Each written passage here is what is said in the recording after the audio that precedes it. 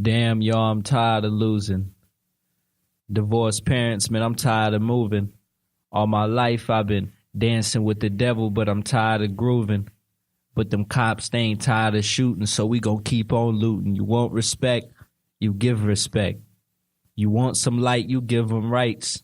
Teach the kids, don't give them time, don't kill police, it's understood. He was innocent, but welcome to my neck of the woods. Beaten, raped, and left to hang from our neck of the woods. We often get high off trees, I fill my neck with them woods. Nigga, shh, hands up or you'll be next in the woods. Couple L's until my boys understood, but pull over. White male cop will be mad at your shit.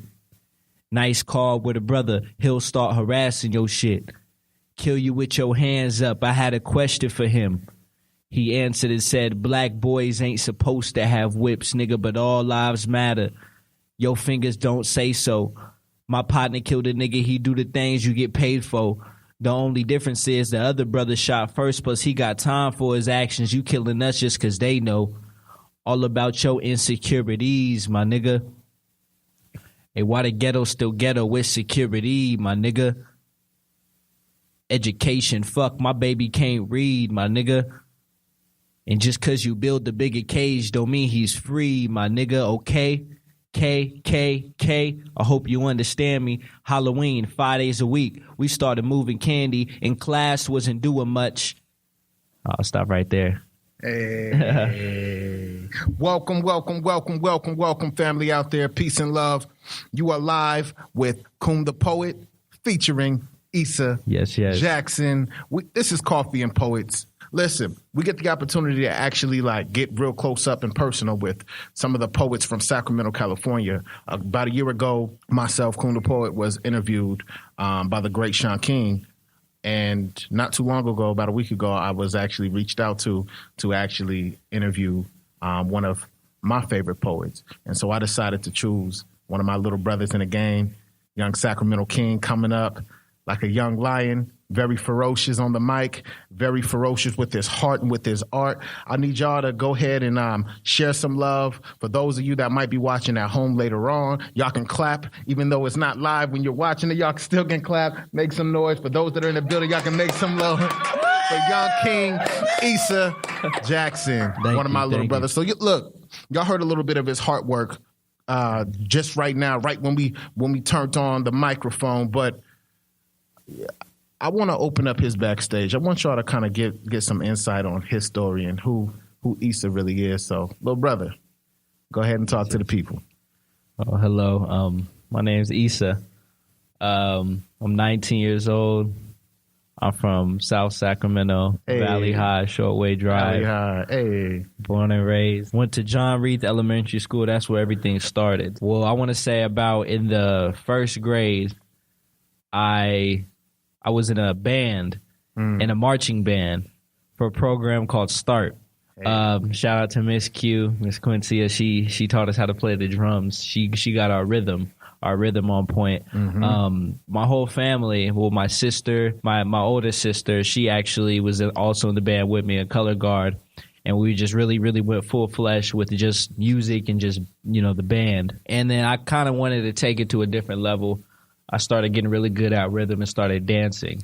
So the school, we had clubs where it was with just dancing, and when it was just a whole bunch of the kids on campus started dance groups, and we all started dance groups and we all started battling, a lot of things like that. And then when we wanted to take it to another step, we started doing talent shows. When we did talent shows, that's where it got okay, people are starting to listen to us. People are starting to, want to move with us and see exactly what we can do and hear what we got to say. Even if we're not necessarily saying words, we got to express within dancing and within music and within, drumming, band, things like that. And then we got to a point where, the demographics started changing.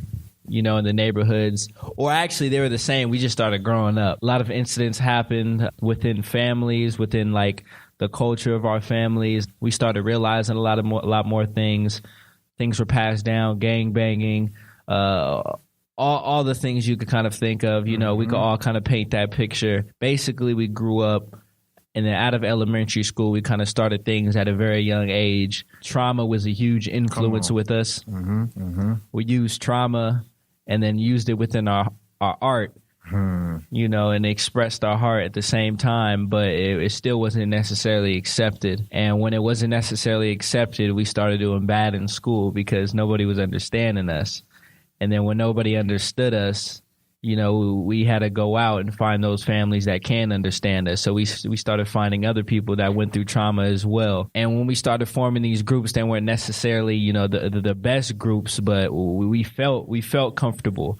We felt like there was family. Influences were a lot more consistent within what we're bringing within the family. You know, we wouldn't starve, you know, things like that. Even if, you know, like they say, the cost, like, well, the consequences of a lot of things were huge, but the prize, you know, was even bigger. And that's what our influence was until situations started happening. You know, we started losing a lot of friends.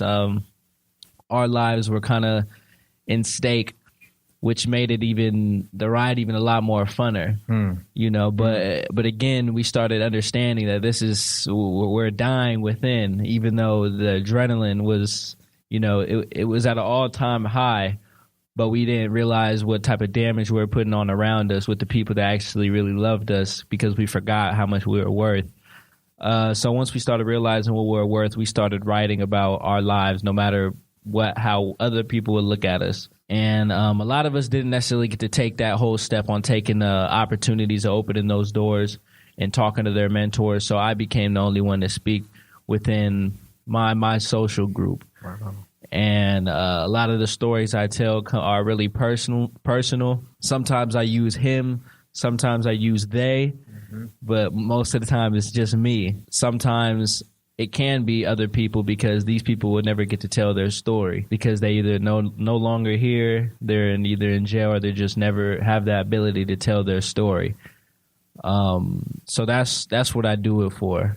I do it for strictly the pain and the people that have no voice. So I come from a very, very dark place. It actually all starts back from birth. I was born in death. I was born with a part of me missing. I had a twin brother. He died at birth. It was extremely huge on my parents, on my father and my mother. So I was born within trauma, born with already missing something, but also knowing that, you know, death is not that far from you, but appreciate what you got, what's in front of you. So I know whatever I go through on this planet, just this planet, it's okay because I was here for a reason. And there's still a part of me that's, you know, not here, so I could sometimes feel. And it's okay to feel, you know. So I'm realizing all these things, and this is for anybody else out there. Like, don't worry about just because you're feeling doesn't mean that you're getting pulled back. You know, understand these feelings and understand that these feelings are pushing you in a way to go on a certain path. You know, so appreciate those feelings. You know, because your master senses feel. You know, you could lose your eyesight and your ears, you know, they'll advance. You could lose your taste and things will advance. You could lose your sight of your hearing and you could see better. But if you lose the way you feel, none of that matters because you're paralyzed. You can't move. So you always feel, and it's okay to feel. You can appreciate everything you touch. Even if it's not all smooth, even if it pricks you, it's okay. At least you know, okay, I'm still here. I can feel.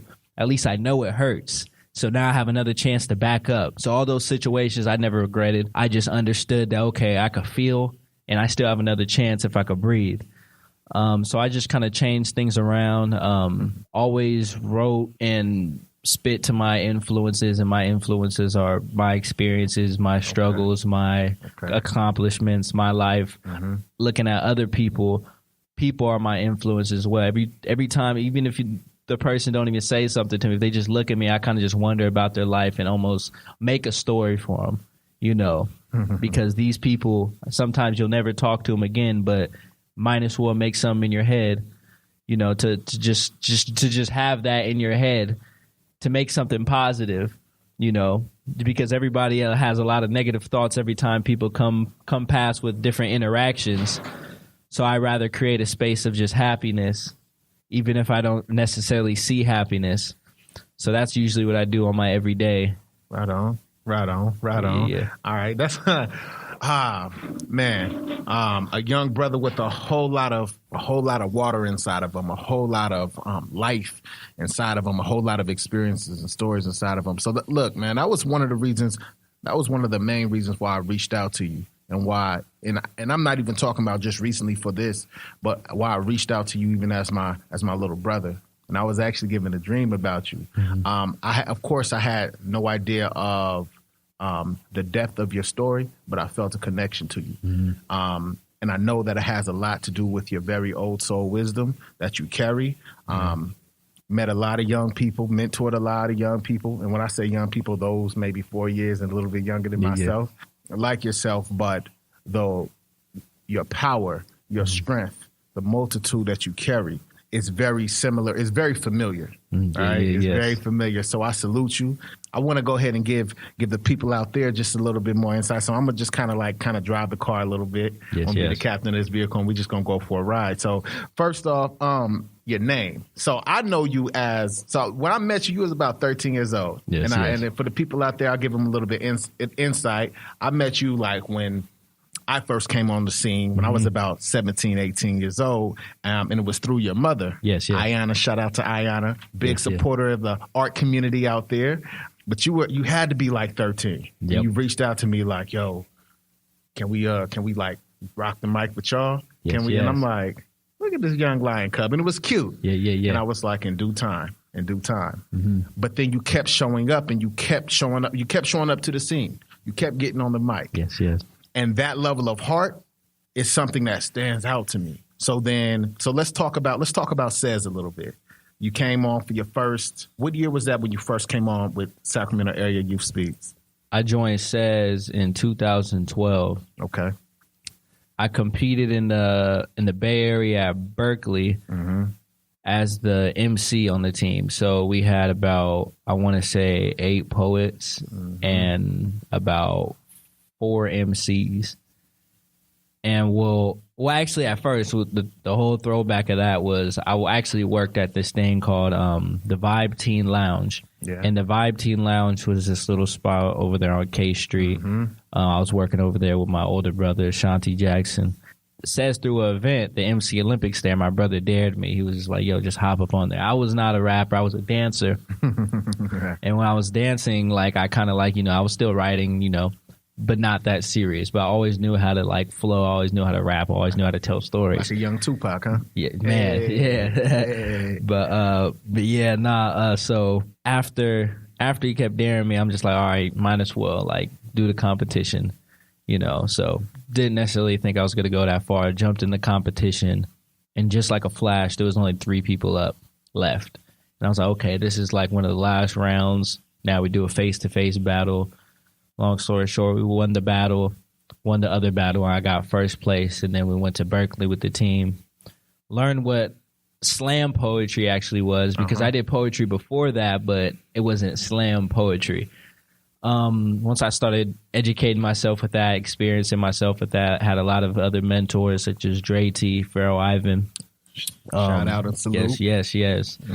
Showed me the path a little bit.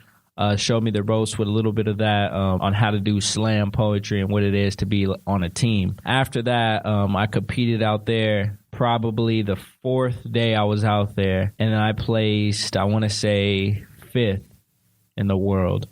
And then I went back again not the next year, but then 2 years later, and we went to Philadelphia. Hey. And then I placed 5th again out there, and I was like, okay, now I'm starting to understand how to compete, at an international world level, and I was competing as an MC, but I do poetry as well. I do slam poetry as well.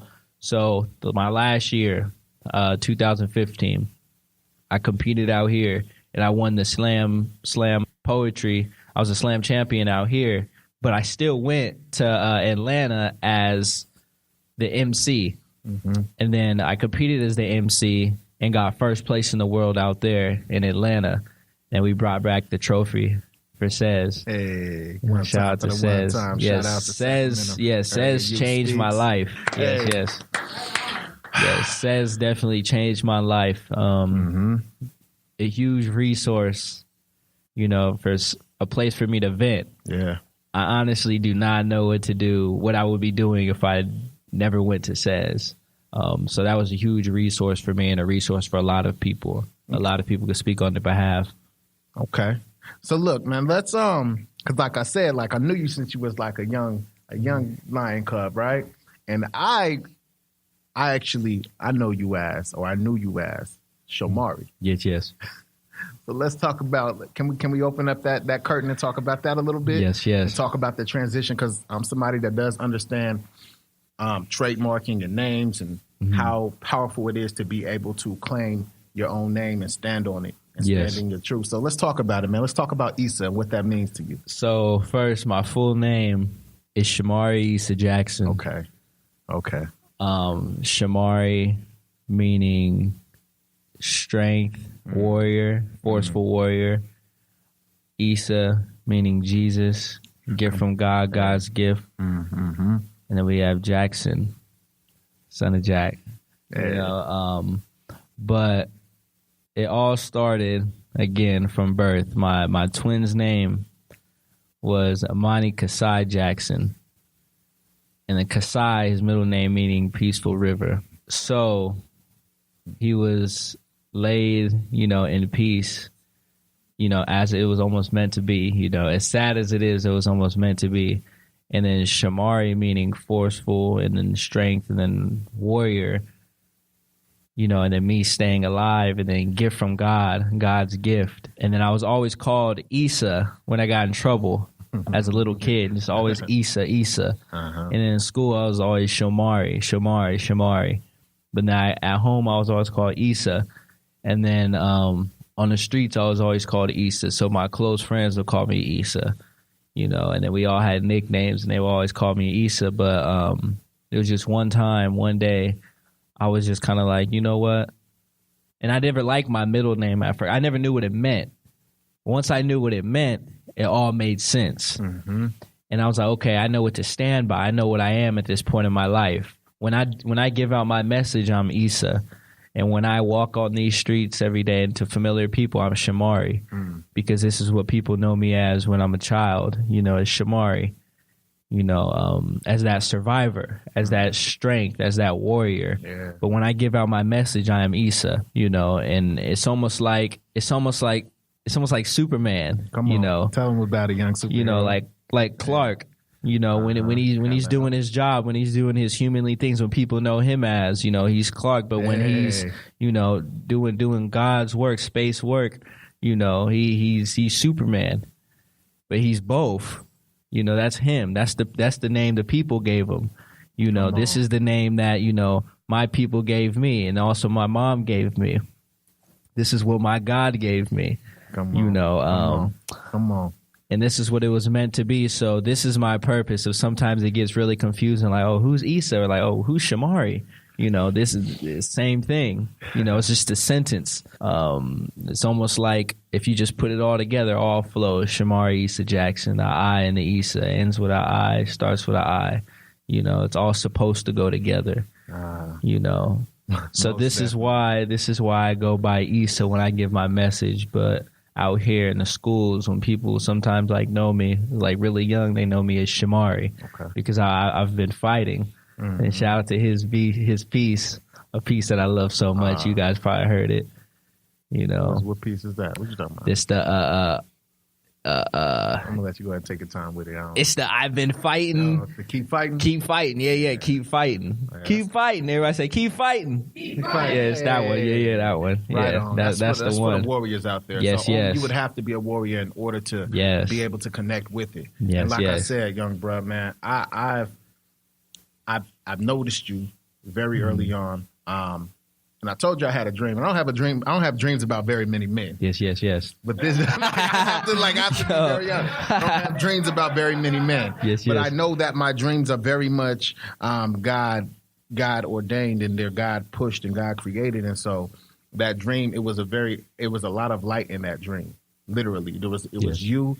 And at the time I was building out my programs, and you were standing there, and I was like, oh, when I woke up immediately, I knew what it meant. That's why I called you. It was like, hey, you want to roll with me tomorrow? Yes. Yeah, and then we hit the Capitol. So look, man, what I want, because one thing as we were hanging out and riding, and I was like, man, this dude, I have a lot of young brothers. I have a lot of young mentees, such as Dre T, such as Luke Taylor, such as Pharaoh Ivan, all those that came up through the SAYS camp. But I really find those that are very like me in the spirit, right? Just able to, very, very young, but still able to move in crowds of adults or in the crowds with their elders, like you, and very, like I said, didn't know your full story, but I can tell that you've gone through a lot because your patient level.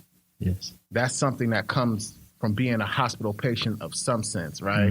Let's talk about the process, right? You being from it makes sense, being from the very same neighborhood of myself, Valley High. Shout out to Valley High in the building. Hey. So right.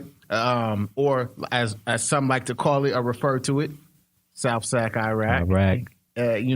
So let's talk about this process, right? This process of creating, because we understand that it does take some real life situations, as you've stated earlier, in order to become a great artist. And you speak about everything that is very real to you, very tangible to you, things that you have touched and witnessed. So let's talk about some of your creative process. So my creative process, strictly internally, so every situation, anything like that I go through in life, in the house, outside of the house, first I use writing and then like performing as counseling and as therapy. Yes. I had no other way, to, kind of get it out. I didn't know who to talk to. Great parents in my life, but just too busy. Great parents though. Nothing ever held against them. Just great parents, but just a lot going on. They have 5 kids. They're going through their own issues. And then they started, there's things was like, okay, all the kids in our family, all my siblings, we weren't used to seeing mom and dad with other people, so holidays looked really different, our influences started to look really different. We realized like, okay, if we're really young and our parents are separated, and these are the people that we thought was going to stay together the most. So that put trauma on us, instantly. It put a trust trauma on us. We started looking at each other like, okay, are we going to see each other like that? Yeah. Can we trust each other, within our family? So things outside got really insecure. We're like, okay, if mommy and dad, could break up, this friendship, it could easily be broken, so we started realizing that at a really, really young age. And then being in the middle of things. So there was like, mom, dad, and then there was kids in the middle, and then there was the middle child, and I was that middle child. I'm dead in the middle, so it was kind of picking and pulling. And then it was like, I have an older brother, and then he's 4 years older than me. So, and then around that time, it was kind of like, he didn't necessarily get to witness all of that because he already went to college. And then I had a sister. I have an older sister that's only 13 months apart. We're real tight. She's like a huge mother figure as well. We're really close. And then I have 2 younger sisters, and it was like, okay, but I'm still in the middle, and I'm the only boy. And then a lot of fights happened, when I had to, help out my sisters and stuff like that, because it was like, really pretty ladies, and I was a hothead, but it was like, I took disrespect, like the slightest disrespect, and I kind of like, I knew it off bat, even right in front of my face, even if people didn't really notice it, I knew what disrespect looked like. So I got in a lot of situations like that, like, a lot of people have been in these situations as well, but I started identifying why, and it's all because of trauma, and it's all because I didn't know how to vent. I didn't know exactly what to. I didn't know how to tell my story other than being creative. So I was like, okay, I'm a strength-based person. If I work with my strengths, that means I could probably excel in whatever I do.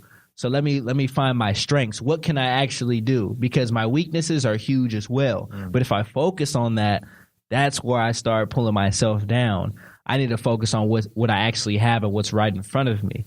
And I started focusing, okay, who are the people that I really need to, watch? Like the people that love me. Who are the people I really need around? Regardless of what we're going through, who are the people I need around? what are the situation? Well, why aren't I like being around those people? What is the situation that's in my head that I can easily diffuse? You know, because I need to look at something way bigger, because there's something way bigger that needs to be put together. So I started looking at those situations, trying to clear everything out. Things are still bumpy, but they're expected. And I've been here before, you know, so it makes a lot more sense. And it's like, okay, I know exactly what to do because I've been practicing it, you know. So those things, I started writing those things down. I started telling my story. Okay. I started doing open mics. Kids came to me like, oh, yeah, I'm going through the same thing. Now I felt like I accomplished something. Now I seen the bigger picture. I seen exactly what kind of impact I can make. And then when I went to other places, other states, I started seeing what it could do to other children in the same area, you know, same types of areas. You know, I was like, okay, this is a global thing. Now I could really see what my message could actually do to people out here. And that's been my biggest process, is finding that experience, on finding each experience I've been through, kind of organizing and putting it in a thought and telling the people, and not being afraid, and understand that somebody's going to get something out of this. And if somebody doesn't agree, they just probably don't live that lifestyle. And it's okay, because I probably won't know their lifestyle, you know. And until we get to both sit at the table and talk about our story, we would never understand. So I feel like if anybody's out there going through something with that person, if you guys haven't talked about it, not necessarily talk, but like just told your story, not the situation, your story, not the situation that got everybody heated, but your whole story, you would not understand that person. I feel like people just need to communicate more, and then speaking, and then sending your message, doing poetry, writing. This is all just the art of communication. People forget that just because it's art, they think it's, you know, entertainment, but we're forgetting we're communicating as well. People don't take communication as serious anymore, you know. And I feel like that's, you know, a huge thing. As much once we start taking in this information and realize how important it actually is, that's when people actually start getting heard, you know, because these aren't just stories. These are people's lives that people are, you know, throwing out there, and people will clap on it. That's it. And then go outside and then, you know, talk about, oh, yeah, that was so good. But no, that was so bad. Maybe they didn't want to tell that story. Come on. You know, and that's exactly who I speak for, those type of people. So, yeah, that's my rundown. Your process. Yes. Okay. I was going to ask for you to actually walk us straight through the process. Like, you know what? We can do that real quick. Let's walk us through the process. When you start getting the first moment you get inspired for a piece, what is that process for putting that together? Machine together? Tell us about it. Man. It takes, so process. Basically, I have to go to a quiet place. Okay. Quiet place. I have to remember that situation. Whatever happened, I have to remember. I can't hide from it. I face it. I just look right at it. So channeling, going back. Yes. You know, going straight back, you know, putting it right in front of me, remembering it, noticing the details, writing it down, looking in the mirror, and going over and over it. Which, real quickly, I just want to chime in and say, which takes a lot of heart to do. Yes. It's something that a lot of people can't do. It's really scary. Looking at yourself in the mirror is one of the most scariest things you could do. Come on. You know, not just looking in the mirror and just being like, okay, you know, but looking in the mirror and saying, you know what? It's all good. It's all good. Like, and actually meaning that. You know, people, I'm telling you, people be jaws and dog. Like, people just be like, oh, yeah, you know, I'm good. I'm confident. I'm a beautiful woman, or I'm a strong man. But dude, you don't believe that. Yeah. You know, that changes everything. You go to those ugly places. Exactly. Until you walk out, you believe it until you walk outside and somebody else says something else that you don't understand. Like, oh, well, what do you mean? Then if you focused, if people don't realize what focus actually is actually looking at one thing, and everything else is blurred out. Exactly. So remember what your words are. Come on. You know, so, and everything is right in front of us. You know, so I think it's a huge thing to look in that mirror and tell yourself first, it's okay. Whatever this is, it's fine. I don't care where the situation goes. I don't care if death is involved, you know, but once I get my message out, I have accomplished everything. Okay. Because my message, once I let words out, it's almost like a bullet. That thing's not coming back. Ever. You know. Ever. It's not coming back. Come on. So, you know, you when you spit, you know, or when you speak, you know, you do that with every intention to hit, you know. and that's how you want to use it. So when these people talk about, your pen is a weapon, this is not no sense of like, oh yeah, that's so cool. No. This is true. It does not come back. If it hits you, it's dangerous. Yeah. It's inside and it's not coming out. Regardless if you take that bullet out, you still feel the pain. You still feel it. Say that one more time. Regardless if you take that bullet out, you still feel the pain. So listen, okay, so you go to your quiet place. Yes, right? yes. So get into a place of silence, and then you do some channeling. You go back to the past. You do some traveling. Yeah. And then you do some reflecting. Yes. And then what? So once I reflect, I start. It gets. Well, this is me personally. Like when I look at, because this is specifically with writing, that writing process, and channeling and looking at myself. I look at the words, and it gets easier to remember because this is my experience. So it's the memory part, and actually saying the words and looking at myself and saying the words, and not performing it yet, but just looking at myself and just kind of saying those words.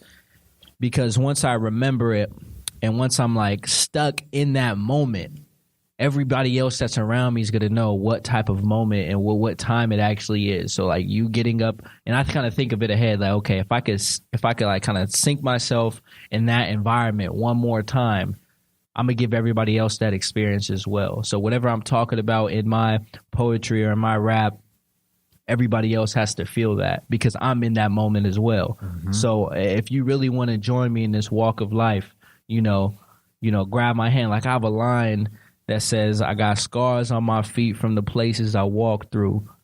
So if you grab my hand, you will probably have marks too. And all that means basically is you might just relate. We might, but we both been there before, so you could grab my hand and it's okay. We could walk through this, and it's okay to admit, so I start admitting things as I'm going and I'm trying to memorize these pieces. I'm start looking at other situations back in my head, like, you know what? And start spitting it out prior to this actual situation. Like, man, all that stuff I had, back then, boom.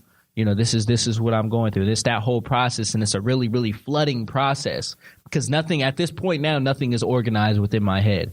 I'm in this moment now because now I'm in the moment. Nothing was organized then, and nothing is organized now. Come on, man. So I'm gonna spit that out. Now it's time to vent. Now, once I vent, now my emotions are organized, and I know when to set it. It's almost like the Hulk, like when the Hulk, and he's like, oh, I'm always angry. And then once that situation happens and he's ready, boom, you can't stop him in that moment.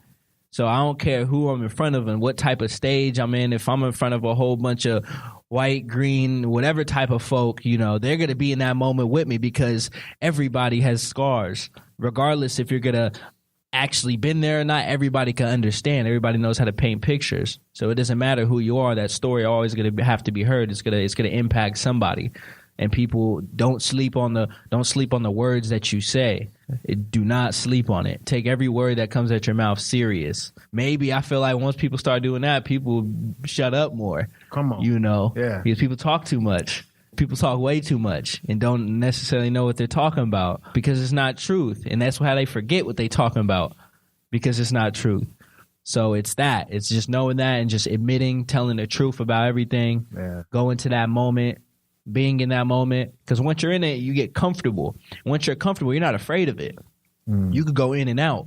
You're not afraid of it, but you need it. It's okay to go in. It's okay to be in that moment because you have to show somebody else that, look, I could be comfortable with my own demons. Come on. Like they say, keep your demons on a leash. Don't keep them on a leash. So because why? It's a part of you, and it's okay. People forget, but it is okay. Word. So it sounds like part of your process, or one of your process, is actually embracing that dark side, bringing that dark side out, and then shining light on that dark side. So that sounds like because we all come from a dark place. Come on, don't forget that the dark side isn't bad if we're all going through it. That's just like death. How is death so bad if we all going through it? When people say, "Oh well, what's death like?" Just think back before you were born. Say it was dark. You don't remember. You know what I'm saying? So realize what you're doing now, and it's okay to see darkness. It's okay to see darkness. And a lot of people can't say that. So cherish that and tell your story, because people don't think it's okay. That's why they get really, really depressed. Come on. Really, really hurt. Yeah. And because they don't understand. And it's hard to feel comfortable with something you don't understand. And if you don't understand it, you get scared, you get really insecure, you get really angry. Those emotions.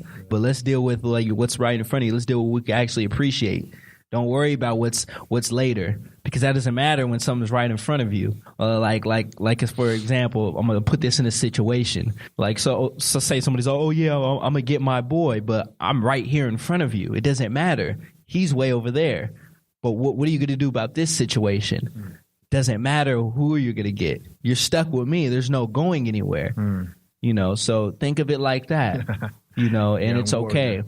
Utilize that dark side, because everybody has it, and it's not a bad side. Just because it's dark don't mean it's bad. That's what they tell black folks. You know what I'm saying? Don't forget that. You know what I'm saying? There's power most definitely in the dark side. Yes. But there's a superpower that you carry, and not all carry this. And this is why I'm able to recognize it. I'm able to recognize it, the ability to turn that dark side light. Yes. The ability to transform that dark side. And that is what people get when you perform. That's what people get when they hang out with you, like for myself. I had the pleasure of kicking it with you. And actually, I misplaced my car that day. Yeah. My car actually got parked somewhere. Yeah. He was downtown by the Capitol. We're walking around in circles. And I realized God places me in those situations with certain individuals to show me and to show each other like exactly how we are going to act in those situations and behave. And I watched you, and you was like, "Oh, we'll find it." And I'm like, "Oh, this is my little brother for real." Yes. We are most definitely connected by the Spirit, because that's exactly my mindset. And you had somewhere that you had to be. Yep. You had to be to work, and you like, "Yo, it's all good, man. We're gonna find it. Let's just hit a couple more of these blocks. We're gonna find it." Beautiful, man. So you know what? At this time, let's go ahead and give the people a little bit. Give the people a little bit of more of your hard work, a little bit more of your story. Sometimes we could talk to people all day long and we try to convince them of who we are and this is who we are, but for whatever reason, they listen better when they hear our artwork. Take them to that place. So go ahead and take us there, man. It's like a conversation. Don't forget that. Don't forget the art of communication. This is a life story. It's a question. Many of you guys probably asked yourself this question.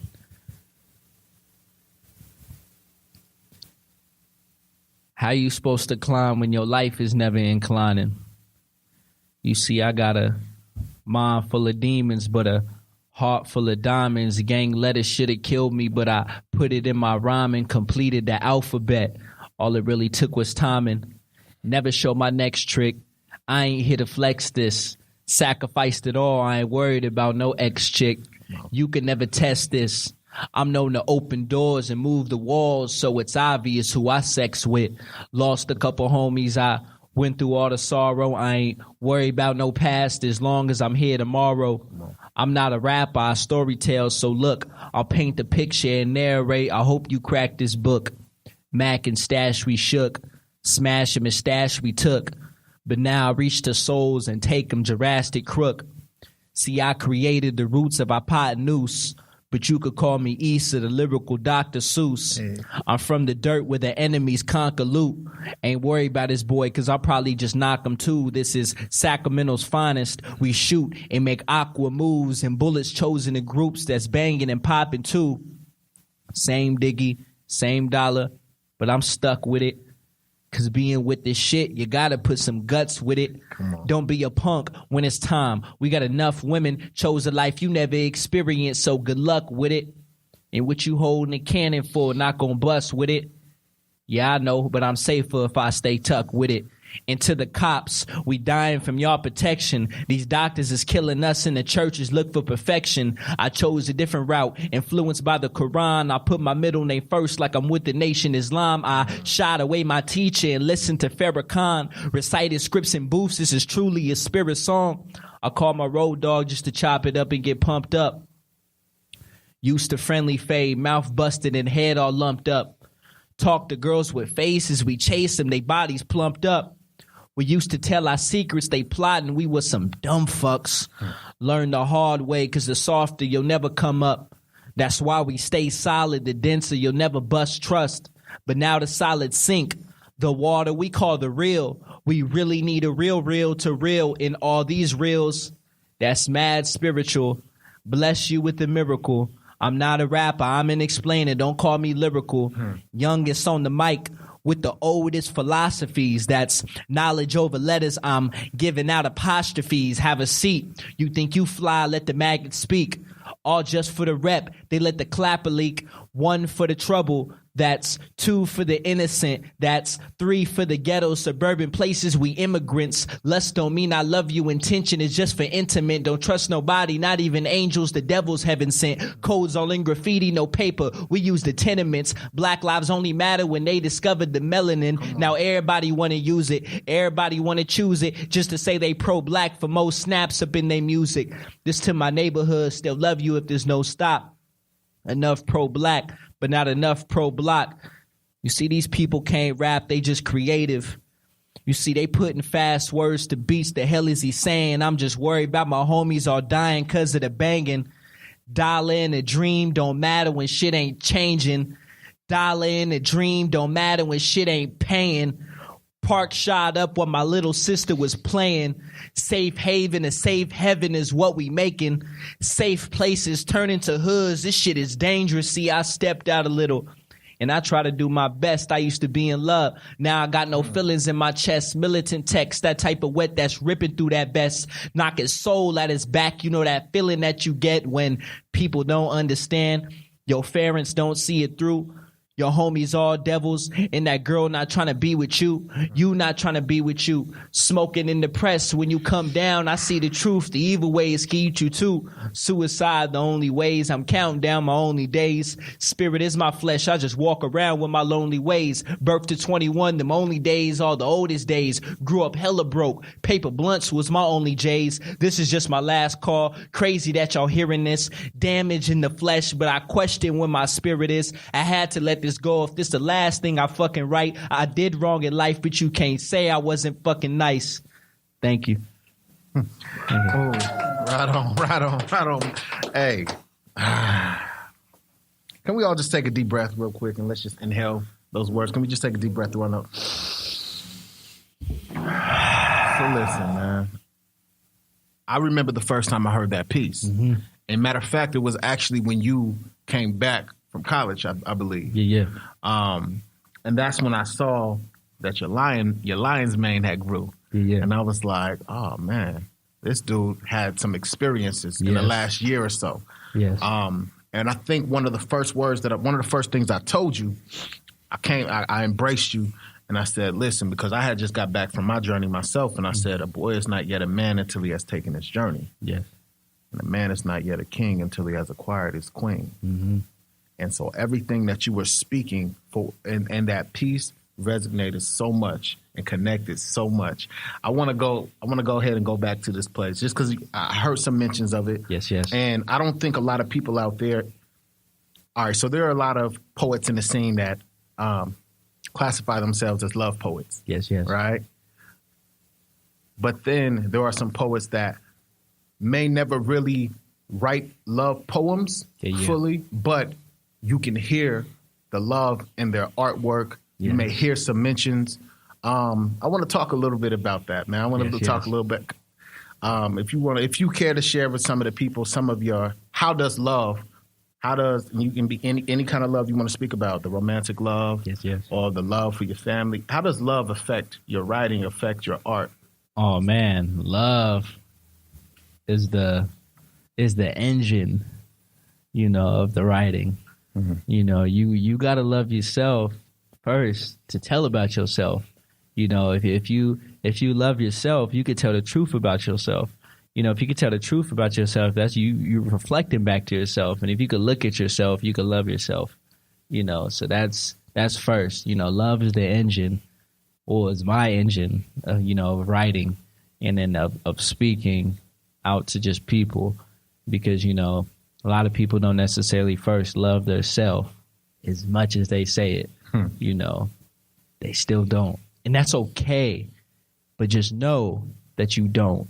And just know that there's change within that, within yourself. So that's the first thing. And then love within romantic love. At the moment, I was going through a lot of stuff within school, within friendships, and then within relationships, and learning while loving, was huge at a very young age, and then I was with a really, really nice a female poet of mine, a great lady. We're really young. We're in a relationship. Mm-hmm. A lot of things didn't work out, and I wasn't feeling a lot of things, but I was really in denial within that relationship. Our lifestyles were different. And then I was really, it got really hard for both of us. There was necessarily, it was all love, but with a lot of things we didn't understand at a very young age. And that was a huge drive for me. There was a huge thing where it was like, okay, I was really in denial and I couldn't lie to myself like I needed to be in something. So that was a huge drive for me and a huge influence. Like, okay, telling that story about, how my whole transition, like, I can't necessarily be, I could love somebody, but I can't necessarily I can't love within the situation I'm in. It was really hard trying to express that and try to get that out with the other person understanding where I was coming from. And then when it wasn't understood, I was looked at it a whole certain way, which was all fine because while we were really young and it was okay and it was accepting, like, okay, I still have to do things within my own health safety. And you still have to do things within your own health safety. But there was a lot of ups and downs, a lot of depression, a lot of fighting within that. And then I couldn't deal with that with all the external stuff that was going on outside. And then the internal stuff that had nothing to do with that. But that on top of it at a really young age wasn't healthy. So I was writing again in a dark place of losing something.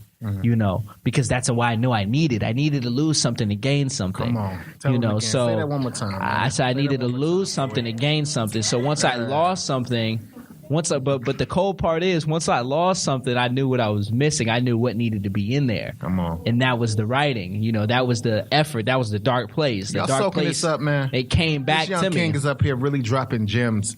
Building necklaces for y'all. Y'all really coming to the jewelry store? Are y'all visiting this jewelry store? Thank you guys for coming. I hope when we walk outside, we just know ourselves just a little bit more. Yeah. This is like just out of the, not even talking about this, but like when I hear things that I really, really need to hear, not like, but need to hear, I walk out just a different person all the time, and I know I'm about to walk out the naked lounge, a little more free, a little more naked, Come on.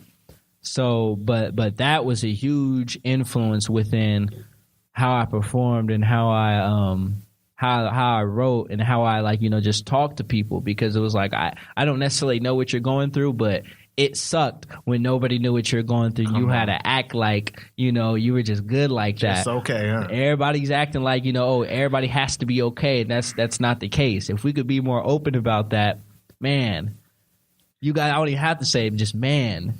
It'd just be so much better because we're all going through it, but the way that everybody has to be okay and everybody has to be perfect, but nobody can, be open up.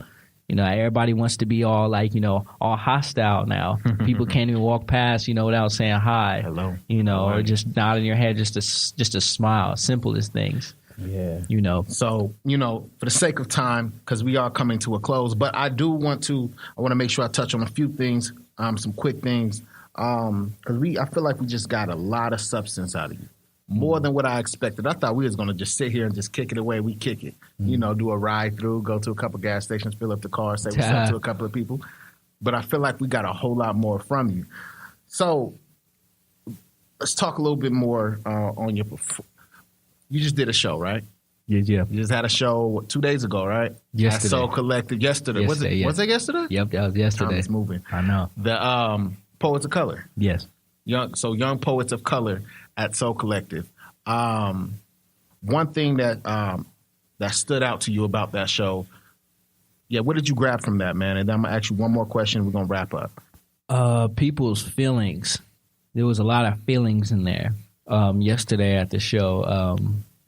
First, which is so ironic, you know. As You Cherish Your Dark Place, it was an all black performance. We had to wear all black. When the next poet was on, it was black. Like, say all the lights went out and the lights was back on, another poet's up there.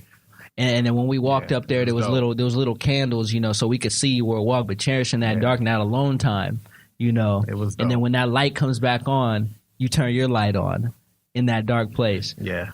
So that was one thing where you could feel. Yeah, so that, man, it was extremely dope. I had the opportunity of sliding through and just really just catching all that light in the midst of the darkness. Yes, it was beautiful, man.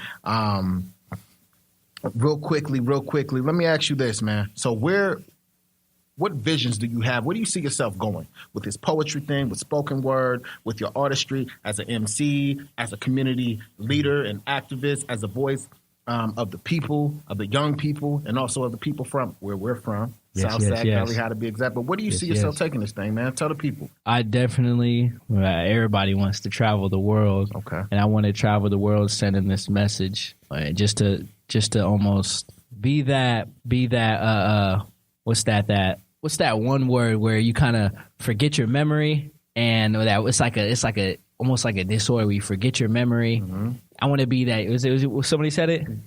Amnesia? Or I want to be that pill so somebody could remember like, okay, I could go back and be like, okay, you know what? It's okay. Or I know myself. It's nostalgia? Fine. One of those. So one of those words. That feeling of nostalgia? Yes. We like. That sounds like a good word. Yeah, I trust you on it. So, you know. Yeah. Right on. But yeah, nah. So, basically, like, I mean, what I want to really do with this is travel, send that message, and work with youth. Okay. You know, I work with this lady right here as well. Give a shout out. Shout out to Nika. We work for a Turning Point. We work for mental health. Come on. Shout out to mental health. She's a great sister right here. But yeah, so I definitely want to travel the world and send these messages. I 100% don't know what's going to come out of it, but that's the fun part. That's the fun of me part. Not knowing. Walking that journey. I don't see it and it's dark, but I want to walk that journey, and I know, I have faith. I know it's something huge going to happen, you know. So I don't 100%. I can't 100% answer his question, but just know, you know, this question will be answered, you know. Well, look, I'm gonna tell you this, because as you know, man, when you hit me up, you called me and was like, "Yo, Coon, I'm trying to take this thing serious. I'm trying to really go hard on it." And when I say, "Come on, let's go," that's exactly what I mean. And you've been in the car with me, you know how I ride. I don't know where I'm going half of the time, but I always end up places. But I want to tell you, understand that that we're going to be walking the journey, probably together for a lot of the time, and there'll be times where you'll be building and growing on your own. You are my young brother. I have inducted you into my family. Yes. We are most definitely connected by the heart. I've actually had a request from your mother. Your mother reached out to me and was like, Shamari, he's home from college and he really wants to pursue spoken word as a career. I just want to make sure that he has somebody that's going to look out for him. Can you give him some kind of advice? Mm-hmm. So I looked at her like, yo, man. With no question, Yes. And then when I received that dream, I already knew it was ordained. So understand that, we got some building to do. Yes. Trauma, pain, affliction, all that kind of stuff. People are going to be more well informed, and they're going to find out new ways to be able to heal through this art form of poetry and spoken word. One thing you want to throw out real quick, just one thing you want to give to the people, or throw out real quick for the people as we're wrapping up and as we're closing out. Go ahead and give it to them. Those people who want war truly never been there before. Let's go. That's what I'm talking about. Listen, A Young Warrior's Journey. I'm going to have to write a sequel. If you want to write the sequel with me. So I have a book called A Warrior's Journey. You want to write the sequel with me, Warrior's Journey, or a Warrior's Journey 2? I don't know. Definitely. But real life, soldier heart, lion heart. Shout out to everybody that just came into the building, that came just to sit down and just listen to us talk and gym drop. And just hang out, grab some coffee, and help build up the Naked Lounge. So we do this every third Thursday at the Naked Lounge off of 8th Street. I'm tripping. I'm looking at, okay. Every third Sunday at the Naked Lounge here off of 8th Street in Sacramento, California. Coffee and Poets. Coffee and Poets, where poets can just sit down, have conversations with other poets, and really like get inside their hearts. We don't really get opportunities to share our hearts on the stage. So this is a great place to do it. If you want to get to know some of your local poets, please, y'all tune in, come out, support, show some love. Please feel free to show some love to Mahogany Poetry Series every Wednesday, 9 p.m. That's what we need to be able to do in Sacramento, California. So y'all continue to show some love. Also support my little brother Dre T every first Sunday of the month. Soul Collective, penny for your thoughts. Y'all come out. It only costs 4 pennies to get in. If y'all don't have 4 pennies, I'll loan you 4 pennies. All Sac should be there. I'm sure there's somebody on the corner that can loan you 4 pennies. Please come out, y'all. This is how we feed our city. This is how we feed our community. Let's build. We got work to do. All right, young Issa, get it, people. Give it. Just yell something out to them. I don't care what it is, and we wrapping up. Yell it out. Throw it out. Sacramento on me. 1, 2, 3. Hey, Sacramento. Hey. All right, we love y'all. Peace, love, and blessings. Yes. I am Coon the Poet. Issa. Yo, over and out. Peace.